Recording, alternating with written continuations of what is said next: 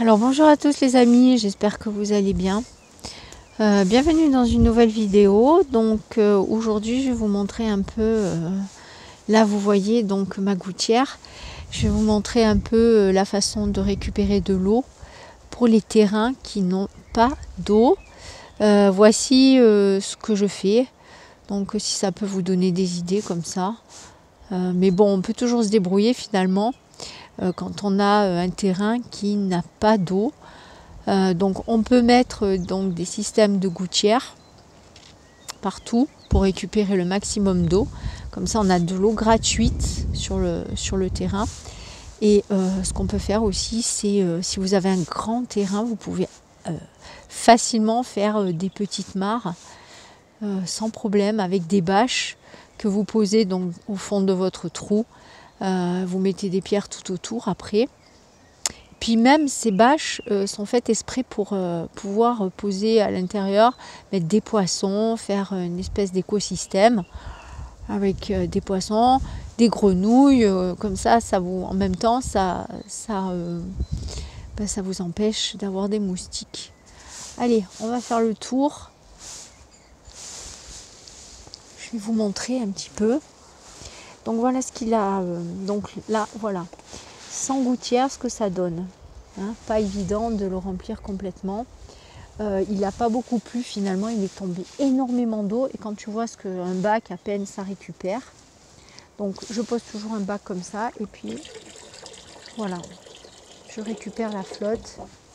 Et je remets mon bac ici. Donc j'ai quand même pris de l'eau. Voilà. Quand même, je suis venue avec 2 bouteilles. L'autre, je vais m'en servir pour mettre dans mon espèce de pulvérisateur pour arroser des serres. Donc voilà.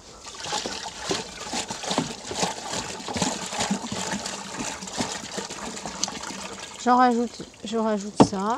Hop, voilà, ça fait pas beaucoup, mais bon. De toute façon, là, le sol est mouillé, donc ça peut tenir encore 15 jours. D'ici là, en emmenant à chaque fois. Normalement, elle devrait être remplie. Je la ferme pas.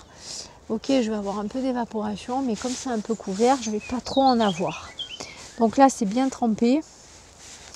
Le sol est bien trempé. Ouais, cette planche est pas terrible. Hein.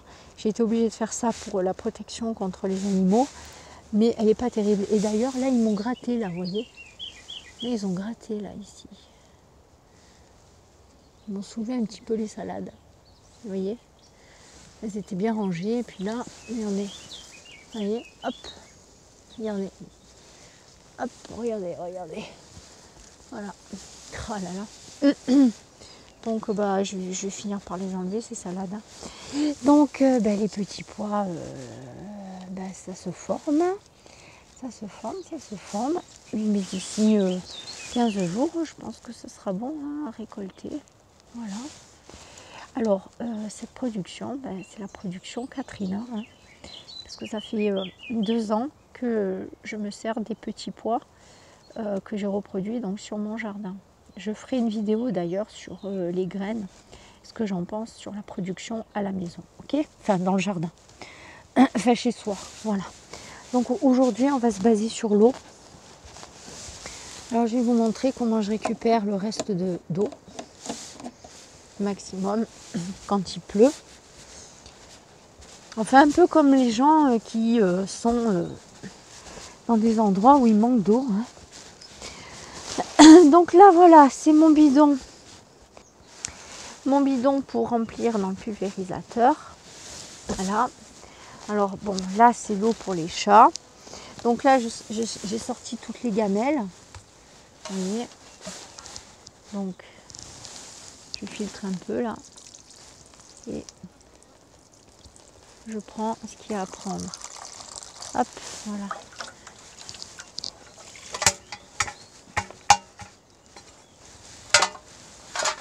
La prochaine fois. Donc tout ça, ce qu'il y a là par exemple, tout le maximum de récipients, je le récupère, je le mets là-dedans et après ça va dans le gros bidon.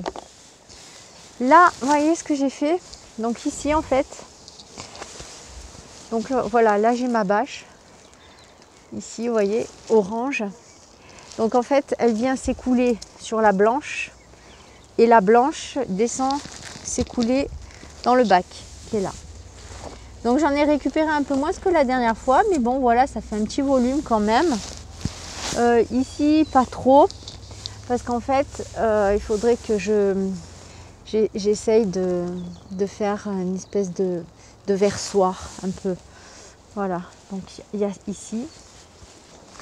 Là, j'ai sorti les semis, enfin les plants.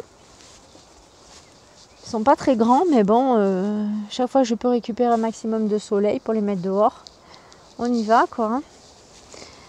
Allez, on va voir comment elle s'est remplie. Si elle s'est bien remplie ou pas, sachant que de toute façon, il y a encore de la pluie qui est annoncée pour cette semaine ou la semaine prochaine. Voilà, mais regardez. Pas mal hein, quand même. Elle est presque pleine, vous voyez?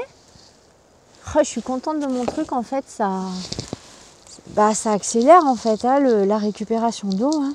C'est super, vraiment. Super, super.